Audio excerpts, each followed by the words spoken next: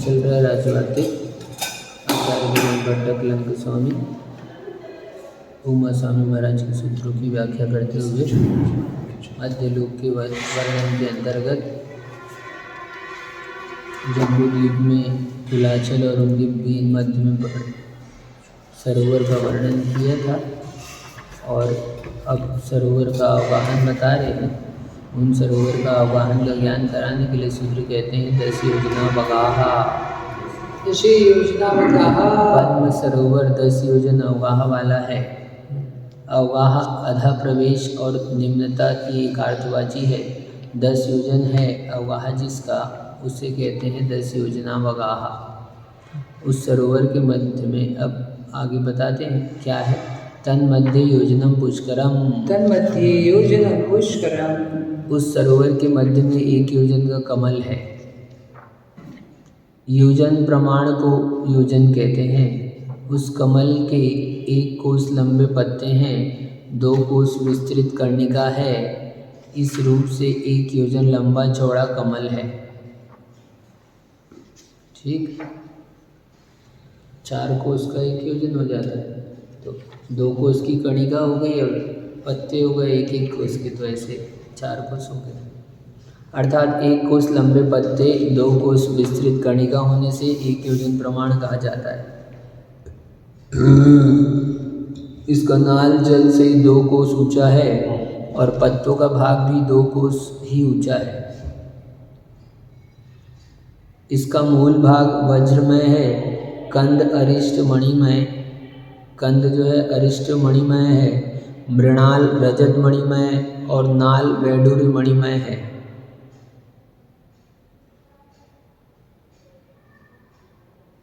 मूल भाग वज्रमय है, जो कंद है अरिष्ट मणिमय है, वो भी मृणाल पराग रजत मणिमय और नाल वैडूर्य मणिमय है।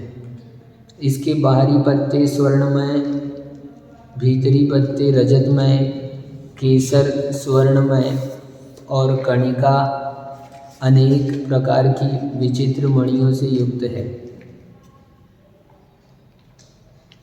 इस कमल से आधे ऊंचे यानी 1 कोस ऊंचे 108 कमलों से यह कमल परिवेष्टित है। इस कमल से आधे ऊंचे, उससे भी ऊंचे आधे कोस, तो 1 कोस ऊंचे 108 कमलों से यह कमल परिवेष्टित है। इस कमल की ईशान, उत्तर और वायव्य दिशा में श्रीदेवी और सामानिक देवों के 4000 कमल हैं। उसमें 4000 कमल वायव्य दिशा में है ना, ठीक। और आग्नेय दिशा में आभ्यंतर परिषद के देवों की 32,000 कमल हैं। माला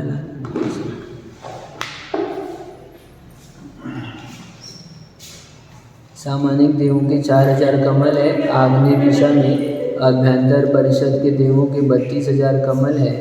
दक्षिण दिशा में मध्यम परिषद देवों के 40,000 कमल है और नैऋत्य दिशा में बाह्य परिषद देवों के 48,000 कमल हैं। पश्चिम दिशा में 7 अनेकों के 7 कमल हैं और हस्ती, अश्व, रथ, बैल, गंधर्व, किन्नर और नर्तकी, इन 7 प्रकार की सेना के नायक 7 महत्तर देव कहलाते हैं।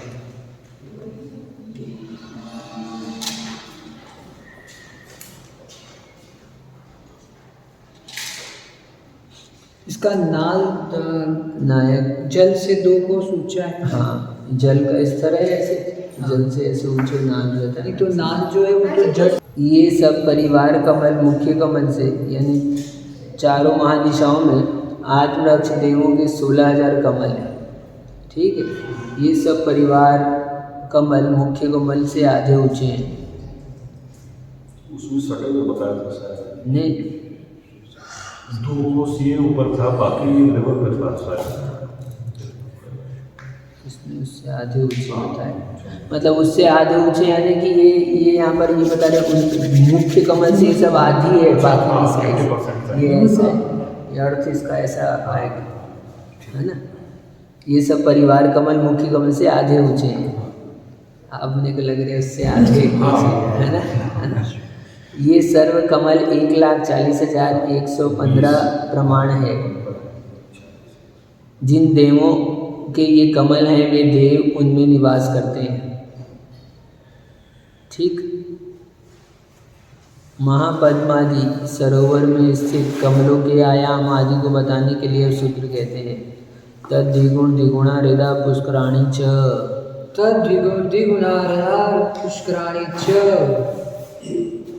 पद्म सरोवर और सरोवर स्थित कमल से आगे के सरोवर और सरोवर दुगने दुगने विस्तार आयाम और ऊंचाई वाले हैं।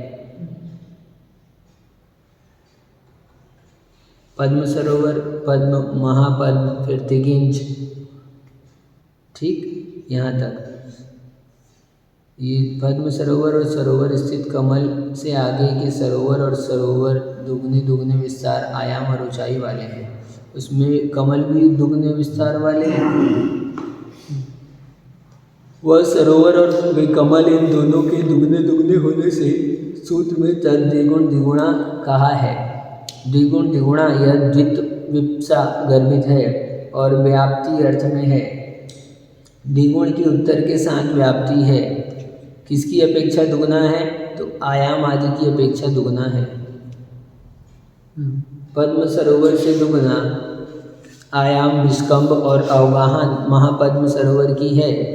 उससे दुगना आयाम निष्कंभ और गहराई तिगिंज सरोवर की है और उसके कमल आदि भी दुगने दुगने हैं, ऐसा संबंध लगाना चाहिए। प्रश्न है, दो सरोवरों में दुगना होने से इनमें द्विवचन कहना चाहिए, बहुवचन नहीं। उत्तर है, ऐसा कहने वाले ने हमारी विवक्षा को नहीं समझा है। दो सरोवरों में दुगना होने से बाकी चीज भी डबल हो रहा है।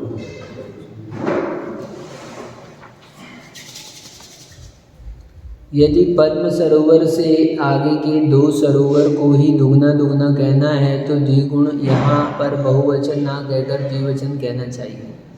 पद्म, महापद्म और तिगिंज ये दो ही तो पद्म सरोवर का तो बता दिया आपने, और महापद्म और तिगिंज का बता रहे हैं तो दो ही सरोवर है। तो दो सरोवर हैं तो दो सरोवर का दो वचन में कहना चाहिए था आपको, बहुवचन में क्यों कह रहे हैं? ऐसा कह रहे हैं।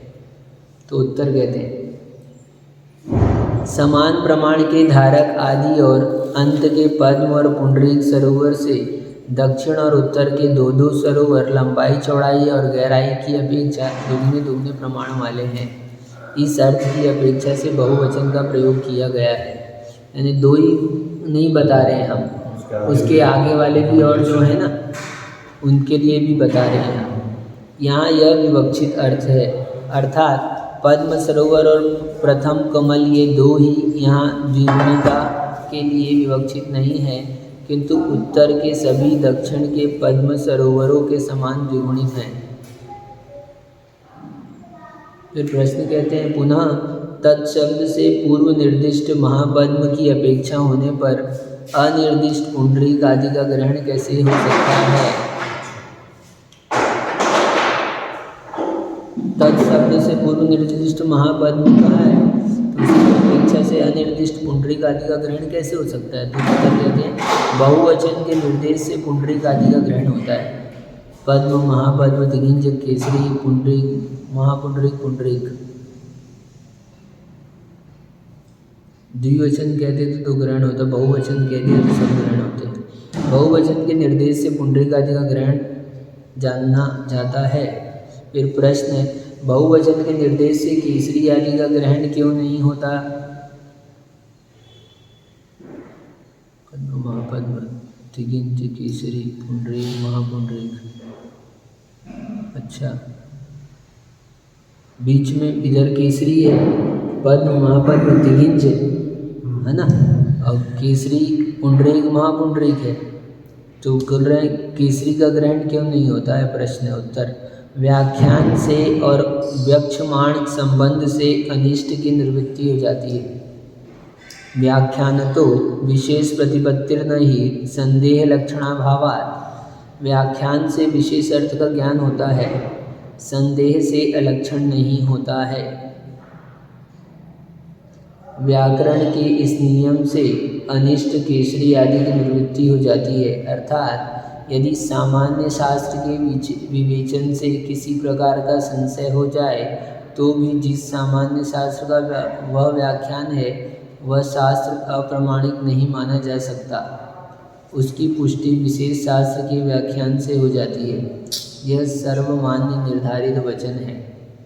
सामान्य शास्त्रों न विशेषो बलवान भवेत्, ऐसा कहा जाता है। सामान्य ठीक है, तो सामान्य का हमने व्याख्यान किया है और फिर भी संशय हो गया है मान लो कोई विषय में, तो शास्त्र को सामान्य को हम अप्रमाणित नहीं मानेंगे, फिर उसका कहीं विशेष व्याख्यान करेंगे तो विशेष व्याख्यान से फिर उसको हम संबंध बनाकर जान लेना चाहिए, है ना। तो ये सर्वमान्य निर्धारित नियम ऐसा व्याकरण का है, उसकी पुष्टि विशेष शास्त्र के व्याख्यान से हो जाती है। यह सर्वमान्य निर्धारित वचन है। यद्यपि सूत्र में दिए गए तत्शब्द से पद्म सरोवर का ही ग्रहण होता है, फिर भी व्याख्यान से विशेष अर्थ का बोध होता है। कहने को तो पद्म शब्द ही दिया है और तत्शब्द से पद्म ग्रहण होता है क्या?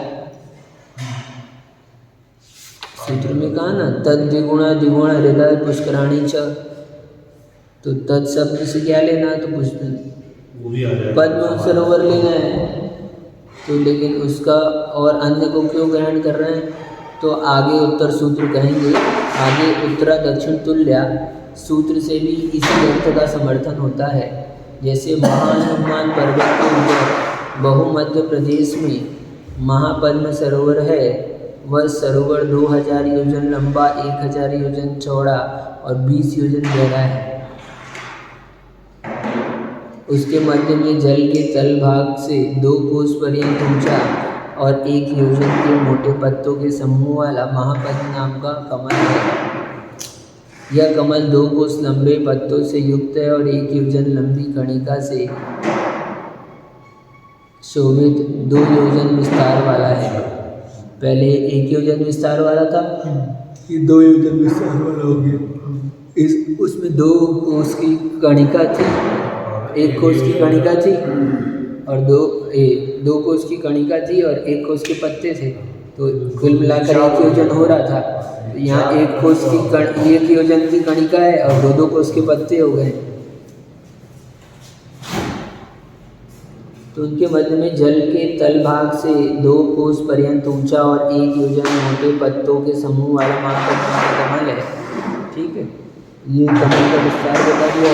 2 कोस लंबे पत्तों से युक्त है, 1 योजन लंबी कणिका से शोभित है, 2 योजन विस्तार वाला है। इस कमल के परिवार कमलों की संख्या पूर्वोक्त कमल प्रमाण 108 है। उसके परिवार कमल 108 और विशेष कमल पूर्वोक्त कमल के समान 1,40,115 है। निषद पर्वत के ऊपर मध्य भाग में 4000 योजन लंबा, 2000 योजन चौड़ा और 40 योजन गहरा दिग्विजय सरोवर है। उस सरोवर के मध्य में जल के तल भाग से 2 कोस पर्यंत ऊंचा उठा हुआ 2 योजन मोटे पत्तों के समूह वाला, 1 योजन लंबे पत्ते एवं 2 योजन की कणिका वाला और 4 योजन विस्तृत कमल है। तो उसमें 4 योजन है, पहला 1 योजन का, दूसरा 2 योजन का, तीसरा 4 योजन का। इसके परिवार कमलों की संख्या पद्म नामक सरोवर के तुल्य है। नील कुलाचल के ऊपर मध्य भाग में केसरी नामक सरोवर है, उसका तथा उसमें स्थित कमलों का वर्णन तीर्थ सरोवर की सदृश है। रुक्मी नामक कुलाचल पर मध्य भाग में महाकुंभरेक नाम का सरोवर है, उसके अवगाहन आयाम विस्तार का प्रमाण महापद्म सरोवर के समान है तथा उसमें स्थित कमल भी उसी के तुल्य है। शिखरी कुलाचल पर के मध्य भाग में पुंडरीक नामक सरोवर है और पद्म सरोवर के समान है और उसमें स्थित कमल भी उसी के समान प्रमाण वाले हैं। ऐसा जानना। प्रश्न, यदि तत्शब्द का द्विगुण शब्द के साथ समास किया जाता है तो तद द्विगुण शब्द का ही द्वित होगा, ना कि केवल द्विगुण शब्द का।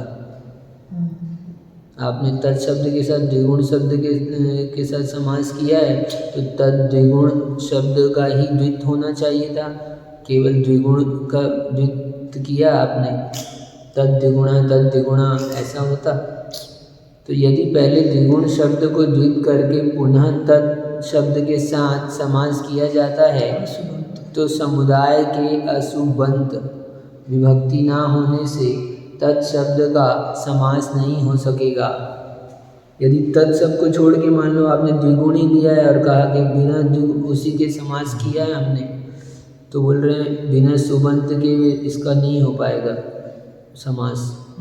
यदि विवक्षा अर्थ में द्वित किया जाता है तो वाक्य ही रह जाएगा, अर्थात तद द्विगुण द्विगुणः। यह पर जो तत् शब्द का उल्लेख है उसका द्विगुण शब्द के साथ समास है कि द्विगुण द्विगुण शब्द के साथ। यह यहाँ कहा जाए कि द्विगुण शब्द के साथ समास है, तब तद द्विगुण यह जो समुदाय है उसका सूत्र में 2 बार उल्लेख करना पड़ेगा, अर्थात तद द्विगुणा ऐसा उल्लेख करना पड़ेगा। यदि कहा जाएगा कि द्विगुण द्विगुण शब्द के साथ समास है, तब द्विगुण द्विगुण रूप समुदाय असुबंत है, अर्थात द्विगुणश्च द्विगुणश्च द्विगुणा द्विगुणाओ। इस रूप से न्याय प्राप्त द्विगुण द्विगुण शब्द सुबंत होता है, तब तो द्विगुण द्विगुणौ तद्विगुण द्विगुणौ ऐसे समास हो जाता है। परंतु यहाँ तो द्विगुण द्विगुणः यह बहुवचनांत द्विगुण द्विगुण शब्द का प्रयोग है, जो व्याकरण शास्त्र के विरुद्ध असुबंध सरीखा है, इसलिए उसके साथ तत् शब्द का समास नहीं हो सकता। यदि कहा जाए कि यह विवक्षा अर्थ में द्वित है, समास नहीं है, तब तयोर द्विगुण द्विगुणः ऐसा वाक्य का उल्लेख ही उपयुक्त है। अतः तद द्विगुण द्विगुणा यह प्रयोग ठीक नहीं है। ये तद द्विगुण द्विगुणा ऐसा कहा था ना, तो उसके लिए कह दिया तत् शब्द के साथ समास किया है, तद द्विगुण द्विगुण का समास किया है क्या आपने?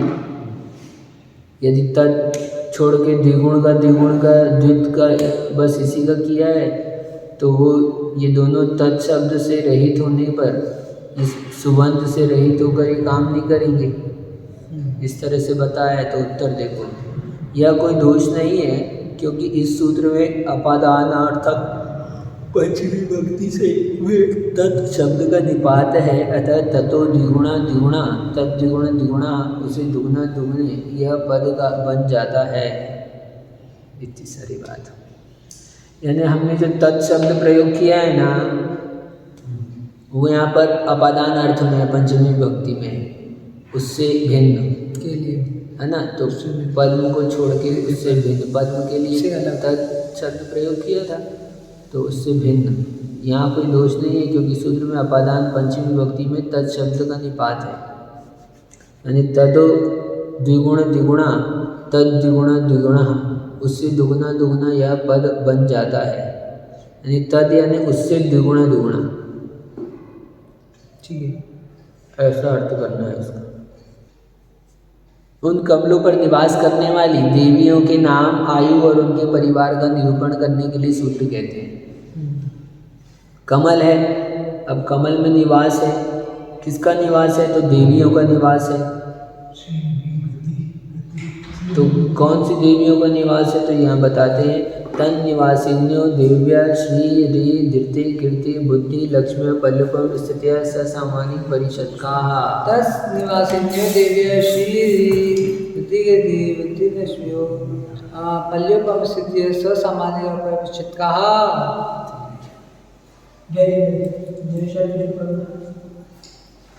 उन कमलों पर निवास करने वाली, एक पल्य स्थिति वाली श्री रे धृति कीर्ति बुद्धि और लक्ष्मी देवियाँ हैं, जो सामानिक और परिषद जाति की देवों के साथ रहती है। यानी यहाँ पर जो देवियाँ हैं उनके नाम बता दिया, और ये किसकी देवियाँ हैं? तो सामानिक और पारिषद जाति की देवों के साथ रहती हैं यहाँ पर। श्री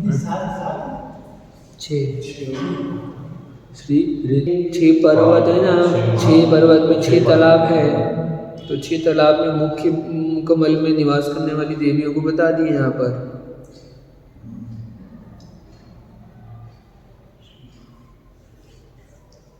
इन कमलों की कणिका के मध्य में शरतकालीन चंद्रमा की समुज्ज्वलता कांति को हरण करने वाले मनोहर कांति के धारक प्रसाद हैं। प्रसाद जो 1 कोस लंबे, आधा कोस चौड़े और कुछ कम 1 कोस ऊंचे हैं। ठीक है। उन प्रसादों में नित्य रहने वाली होने से देवियां तन निवासिनियों कहलाती है। प्रसाद में रहती हैं हमेशा देवियां।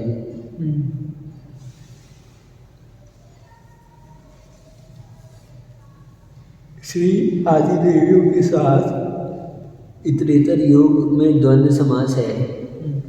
श्री, धृ, धृति, कीर्ति, बुद्धि और लक्ष्मी इतरेतर योग द्वंद्व समास लक्षण द्वंद्व है। उन पद्मादि कमलों पर यथाक्रम से श्री आदि देवियां रहती है, अर्थात पद्म सरोवर स्थित कमल पर श्री, महापद्म में धी, त्रिगिंच पर धृति, केसरी पर कीर्ति, महापुंडरीक पर बुद्धि और पुंडरीक पर लक्ष्मी देवी का निवास है। ठीक है। श्री पद्म पर श्री, महापद्म में री, त्रिगिंच पर धृति। उनकी आयु का ज्ञान कराने के लिए पल्लोपम वचन दिया है। देवियों के समान आयु का ज्ञान कराने के लिए पल्लोपम स्थिति ऐसा उल्लेख किया है। ठीक, एक पल्ले की आयु जिनकी है वह पल्लोपम स्थिति वाली कहलाती है। उनके परिवार का ज्ञान कराने के लिए सामान्य व परिषद वचन है। परिवार का ज्ञान कराने के लिए सामान्य व परिषद शब्द का प्रयोग किया है। समान स्थान में होने वाले को सामान्य कहते हैं। इस सूत्र में ठय प्रत्यय करने पर सामानिक शब्दों की सिद्धि होती है। सामानिक और परिषद में सामानिक देव परिषदों की अपेक्षा विशिष्ट या पूज्य होते हैं, इसलिए सूत्र में सामानिक पूर्व निपात किया है। सामानिक और परिषद देवों के साथ रहने से सामानिक परिषद कहलाते हैं। ये देव पूर्वोक्त परिवार कमलों के मध्य में स्थित प्रसादों में रहते हैं। मुख्य में देवियाँ रहती है, शेष में पर इसमें रहती परिवार कमल में 108 परिवार थे कमल। फिर हो जाता तालाब का बता दिया, तालाब में कमल है, कमल का बता दिया, कमल में निवास करने वाली देवियाँ ये सब बता दिया। अब वो तालाब में से निकलने वाली नदियाँ हैं, उन नदियों के बारे में यहाँ पर बता रहे हैं। गंगा, सिंधु, रोहित, रोहितास्या, हरिहरिकांता, सीता, सिद्धोदा, नरकांता, स्वर्णरूपकुला, रक्तोदा, सरिता, मध्यगा। गंगा, सिंधु, रोहित, रोहितास्या, हरिहरिकांता, सीता, सिद्धोदा, नारी, नरकांता, सुखकांता, सुवर्णा, रूप्यकुला, रक्त रूप्यकुला, कुला, सुवर्णकुला, रूप्यकुला, रक्ता, रक्तोदा, तन्मध्यगा। गंगा आदि में इतरेतर योग में द्वंद्व समास है। 14,000 में महानदी क्या है?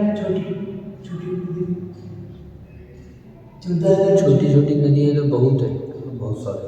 इसमें 14,000, 28,000, 56,000 दुगनी। गंगा आदि में इतरेतर योग में द्वंद्व समास है। उदक शब्द का उद्भाव निपातित होता है, यह पूर्व सूत्र में कहा है। अतः यहाँ पर सितोदा और रक्तोदा में उदांत शब्द का प्रयोग किया है। ये नदियाँ छापनी, ये नदियाँ हैं, वापिका नहीं है, इसलिए सरिता शब्द का उल्लेख किया है। वे अंतरा है कि समीप ऐसा पूछने पर तन्मध्यगा इस शब्द का उल्लेख किया है। वे क्षेत्र के मध्य में जाने वाली है, अर्थात वे नदियाँ क्षेत्र के मध्य में बहती है। सरिता तन्मध्यगा, तन्मध्यगा है ना, कहाँ पे रहती है बता तो दिया, सरिता नाम तो बता दिया आपने, है ना। तो क्यों बता दिया नाम हमने, ये बता दिया यहाँ पर। सर्व नदियों के एकत्र बहने के प्रसंग की निवृत्ति के लिए और दिशा विशेष का ज्ञान कराने के लिए सूत्र कहा है।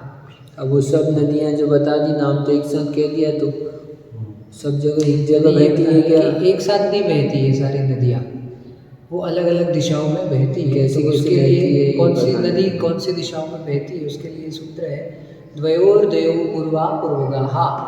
द्वयोर्द्वयो पूर्व पूर्वगाः। जो दो नदियाँ हैं, दो नदियों में पूर्व की नदी पूर्व दिशा में जाती है।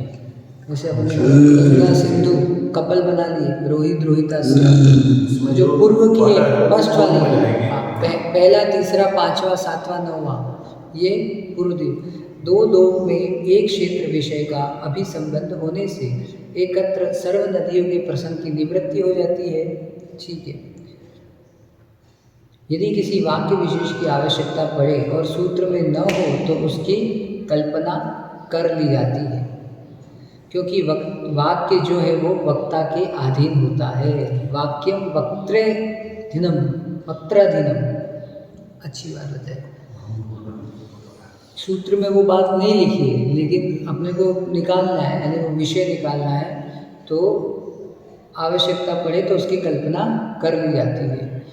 यदि यहाँ इच्छा से वाक्य विशेष का निश्चय कर दो नदियों का एक क्षेत्र विषय है, इस प्रकार अभिसंबंध होने से सर्व नदियों के एक क्षेत्र में बहने के प्रसंग की निवृत्ति हो जाती है।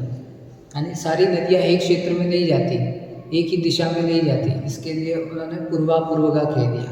पूर्व वाली जो नदी है वो पूर्व में जाती है, पूर्व की नदी। ठीक है। यहाँ ये अभिसंबंध का मतलब क्या हो गया? दो में एक क्षेत्र विषय का अभिसंबंध, उसे एक क्षेत्र से एक को रिलेट करना चाहिए, उनका संबंध बैठाना पहला चाहिए। क्षेत्र से पहला पेड़, दूसरा क्षेत्र से दूसरा पेड़। पूर्वा पूर्वगा, यह वचन दिशा विशेष के ज्ञान के लिए है। उनमें जो पहली नदियाँ हैं वे पूर्व समुद्र में जाती हैं, पूर्व समुद्र में प्रवेश करती है, अतः पूर्वगा कहलाती है। किसकी अपेक्षा पूर्वत्व है? सूत्र निर्देश की अपेक्षा पूर्वत्व है। यदि सूत्र की अपेक्षा पूर्वत्व है तो पूर्व की नदियाँ, 7 नदियाँ पूर्व दिशा में जानी चाहिए। हाँ, अपन पहले पैर में बोल रहे, लेकिन उन्होंने क्वेश्चन किया कि आप अगर ऐसा बोल रहे हो कि सूत्र की अपेक्षा पूर्वत्व है, तो जो सातों पूर्व की 7 नदियाँ वो सब पूर्व में जानी चाहिए। तो हो जाता ना, ऐसा नहीं है। दो नदियाँ जो पूर्व में है, दो नदियों में जो पूर्व है वे पूर्व में जाती है। गंगा सिंधु तो गंगा पूर्व में जाएगी, रोहित रोहिता से तो रोहित जो है वो पूर्व में जाएगा। इसीलिए द्वयोर्धयो यह पद है, ऐसा जानना चाहिए। पूर्व में जाएगी, पश्चिम में निकलेगी। द्वयोर्द्वयो का ग्रहण तो अन्य अर्थ के लिए है, अर्थात द्वयोर्द्वयो सूत्र का अर्थ होता है कि दो नदियाँ एक क्षेत्र में जाती है ना। सामने से सूत्र को बोल रहा है कि सूत्र कितना विशाल प्रज्ञा चाहिए, यानी एक सूत्र की व्याख्या के लिए, क्योंकि उसमें से लोग किस टाइप के क्वेश्चंस कर सकते हैं। बोले आपने द्वयोर्द्वयो बोला, उसका मतलब तो ये हो गया कि दो नदियाँ एक क्षेत्र में जाती है। उसको उत्तर दे रहे, व्याकरण की दृष्टि से अन्य अर्थ भी प्रकरण के लिए होता है। जो प्रकरण होता है उसी के अनुसार अर्थ किया जाता है, ऐसा व्याकरण का नियम है। जो प्रकरण है, प्रकरण वशाल, तो इसके हिसाब से यानी जो प्रकरण है, अभी जो प्रकरण क्या चल रहा है, 14 नदियों का चल रहा है। तो द्वय और द्वयो जो दो दो नदियाँ हैं, पूर्वापूर्वगा पूरा प्रकरण के अनुसार विषय का कथन हुआ, ये बता रहे हैं। व्याकरण की दृष्टि से अन्य अर्थ भी प्रकरण के लिए होता है। जो प्रकरण होता है उसी के अनुसार अर्थ किया जाता है, ऐसा व्याकरण का नियम है। अर्थात इस सूत्र का ऊपर के सूत्र के साथ भी संबंध है और एक एक क्षेत्र में दो दो नदियाँ बहती है, यह भी अर्थ लिया जाता है। ठीक है, एक क्षेत्र में दो दो नदियाँ बह रही है, ये भी ठीक है, पर एक नदी वो है और एक नदी वो है, दो नदियाँ, ऐसे हो रहा है। शेष नदियों के विभाग के लिए सूत्र है। तो ठीक है, एक क्षेत्र में दो दो नदियाँ बह रही है। शेषास्तु परगाहा, शेषास्तु परगाहा, यहाँ बता रहे हैं कि जो शेष नदियाँ हैं वो पहले पूर्व में बोल दिया, अब पश्चिम, अब बता रहे हैं कि जो शेष बची है अवशेष नदियाँ हैं वो सब पश्चिम दिशा की ओर जाती हैं। अच्छा, गंगा, सिंधु आदि नदी युगलों में अवशिष्ट नदियाँ पश्चिम समुद्र में मिलती है, अर्थात लवण समुद्र के पश्चिम भाग में मिलती है। उसमें हिमवान पर्वत के पर्वत नामक सरोवर से उत्पन्न गंगा नदी तोरण द्वार से निकलती है। ये उसमें दिखाते हैं, ऐसा एक इधर से आ रही है, ऐसे जा रही है ना, एक ऐसे आ रही है, एक ऊपर जा रही है, ऐसा इस टाइप का, ऐसा डायग्राम में। यानी दो नदियाँ, एक पूर्व में एक पश्चिम में, दोनों ऑपोजिट डायरेक्शन में। पूर्व सूत्र में शुल्लक हिमवान पर्वत के ऊपर 4 तोरण धारों से मंडित पद्म सरोवर है, ऐसा कहा है। हिमवान पर्वत है, उसके ऊपर 4 तोरण द्वार है, मंडित पद्म सरोवर, यानी जो सरोवर है उसके चारों ओर ऐसा निकालना, 4 तोरण द्वार लगे हुए हैं।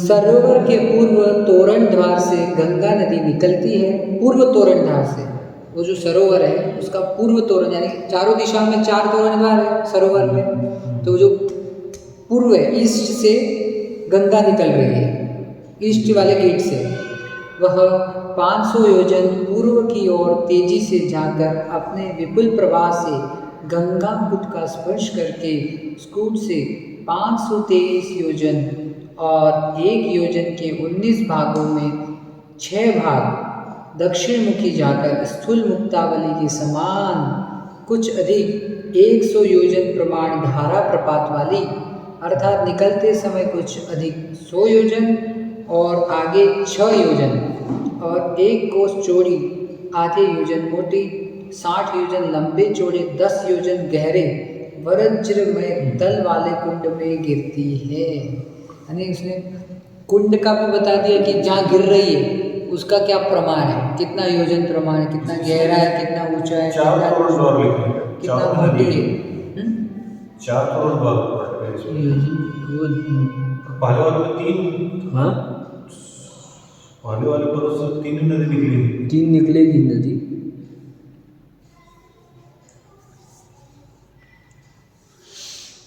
वहाँ से निकली 500 योजन जाएगी तेजी से और वहाँ गंगा रिटर्न लेगी। हाँ, फिर 6 भाग दक्षिण मुख चली जाएगी। फिर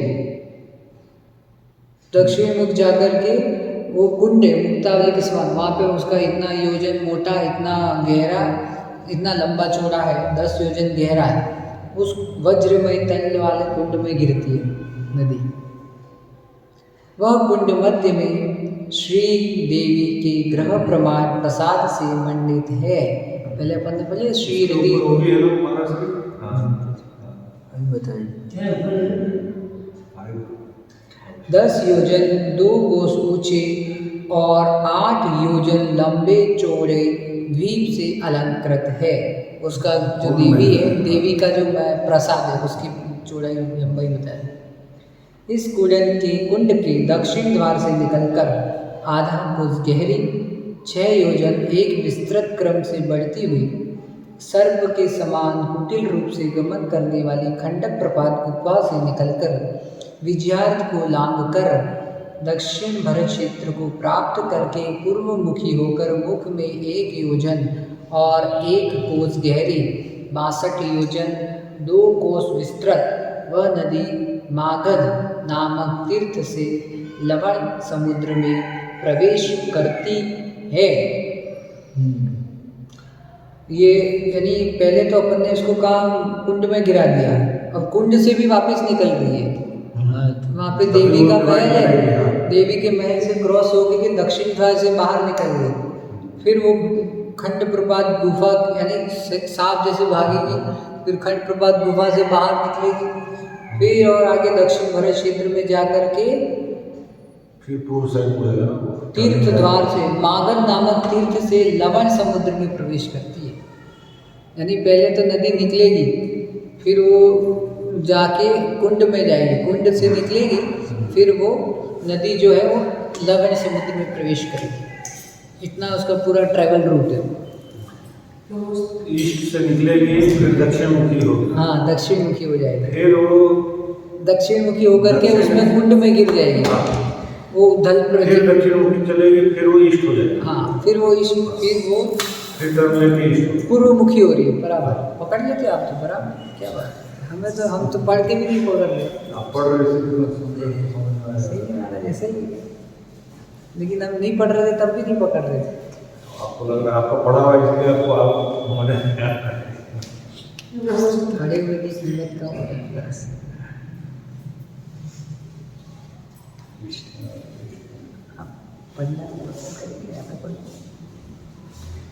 पद्म सरोवर के पश्चिम तोरण धार से सिंधु नदी निकलती है।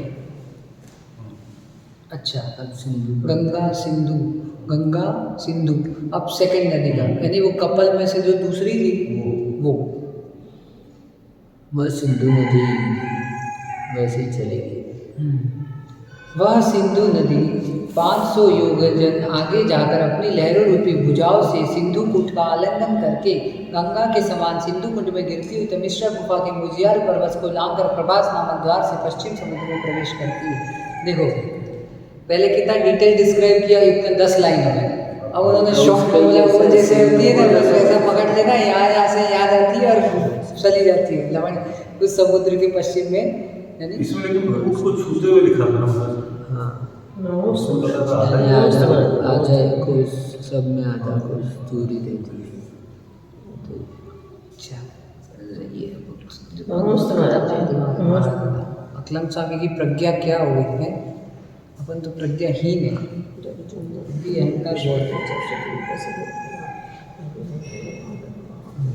कहाँ पे गए?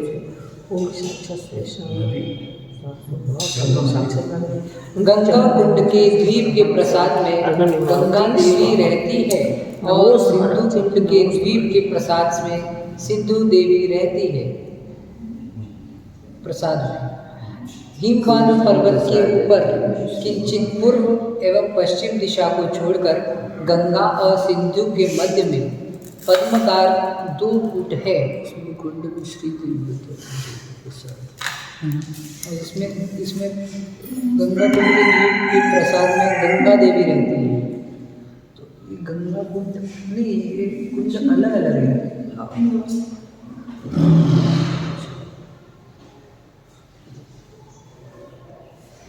ये गंगा कुंड कहाँ पे हुआ? जहाँ गंगा ये लवण समुद्र में, गंगा बीच में जो पहाड़ से आके ऊपर से आ रही, दक्षिण यहाँ से गिर रही नीचे। अच्छा, वहाँ से ये तालाब हो गया, यहाँ से निकली। अच्छा,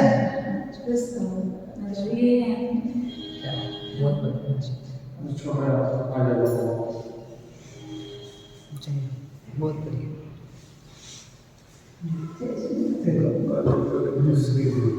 तो उसमें श्री देवी है, इसमें श्री लिखा था, अभी फिर गंगा कह रहे हैं। नाम चेंज हो गया। इसमें श्री लिखा है, पहले श्री देवी के गृह प्रसाद प्रमाण प्रसाद से मंडित है। वो फोटोज था ना, उसका फोटो आता है ना, पूरा देख लिया श्रीदेवी तो सबसे वो बीच वाले कमल में थी ना, सेंटर में।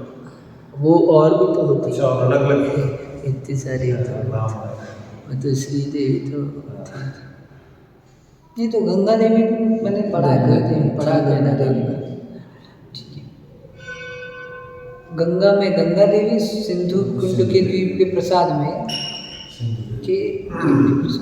हिमवान पर्वत के ऊपर किंचित पूर्व एवं पश्चिम दिशा को छोड़कर गंगा और सिंधु के मध्य में में पद्माकार 2 कूट हैं। वे कूट जल के ऊपर 1 कोस ऊंचे वेडूरी मणिमय नाल वाले, 2 कोस लंबे चौड़े लोहिताक्ष मणिमय आधे कोस लंबे पत्ते वाले, तपनीय केसर वाले और अकर्मणी निर्मित 1 कोस प्रमाण लंबी कर्णिका से युक्त है। यहाँ पे दे रहे हैं कि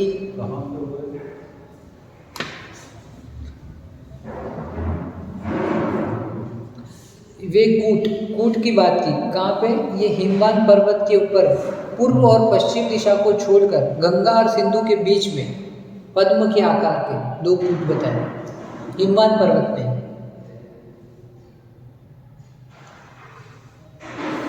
अपन ने हिमवान पर्वत से नदी निकाली थी ना, हिमवान पर्वत से गंगा और सिंधु नदी निकाल रहे थे, तो जो दोनों के बीच में 2 कूट बताए।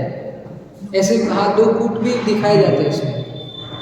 वे जल के ऊपर इतने प्रमाण के जल के ऊपर कूट, जल के ऊपर। हाँ,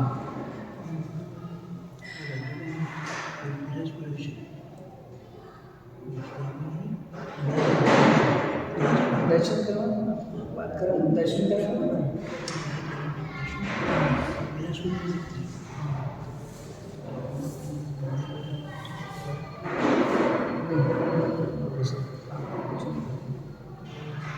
सब क्या करेंगे, उनको आशीर्वाद दिलाएंगे।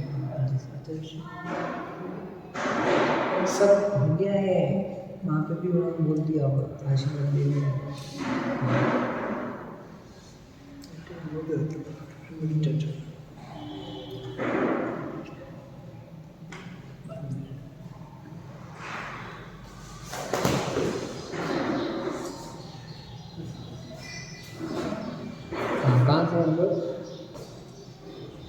वे कूट जल के ऊपर 1 कोस ऊंचे वेडूरी मणिमय नाल वाले, यानी इतना लंबे पत्ते वाले, तपनी केसर वाले हैं। अच्छा, ये कूट का पूरा बता रहे हैं, कूट का प्रमाण बता रहे। जल के ऊपर 1 कोस ऊंचा वेडूरी मणि नाल वाले, 2 कोस लंबे चौड़े लोहिताक्ष मणिमय आधे कोस लंबे पत्ते वाले, तपनी केसर वाले हैं। और अर्कमणि निर्मित 1 कोस प्रमाण लंबी कर्णिका से युक्त है। उनका पूरा बता दिया कि उसमें कूट के जो जल के ऊपर है उसमें क्या क्या है। हाँ, लेकिन कूट मतलब कुंड वाला कूट है कि नहीं, कूट का तो ये कर्णिका से युक्त है। पद्म के आकार के यानी कमल के आकार का कूट है। कमल मंदिर आता है जैसे अपने यहाँ बनाया ना कमल मंदिर, तो बस वो कमल का मंदिर का होगा, तो उसका कमल प्रमाण, उसका प्रमाण पूरा वैसे ही बताएंगे कि उसकी जो कर्णिका है वो 1 कोस प्रमाण है। ठीक है, अर्कमणि निर्मित 1 कोस प्रमाण है। उसके पत्ते जो हैं वो आधे कोस लंबे पत्ते और तपनी केसर वाले कलर के हैं।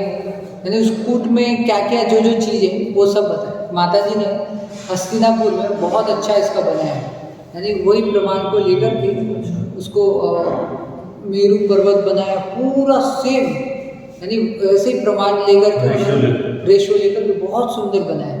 जम्बूद्वीप हस्तिनापुर की रचना बहुत अच्छी है। कूट माने कूट मतलब कूट किसको कूट अपन महाराज जी कंधर कूटेंद्र पर्वत। अच्छा, पर्वत हाँ, ठीक है, कूट माने पर्वत। ऐसे पर्वत के ऊपर भी और ऐसे कूट बने। ठीक है।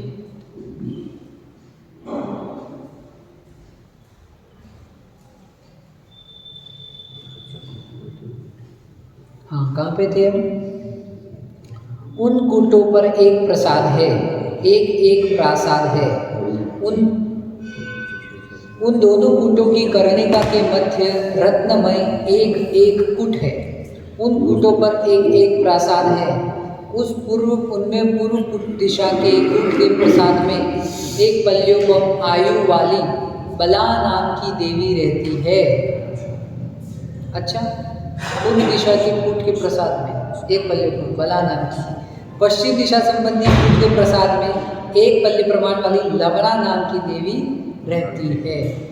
यानी कूट में ही बता दिया, एक ये और एक ये, ऐसा।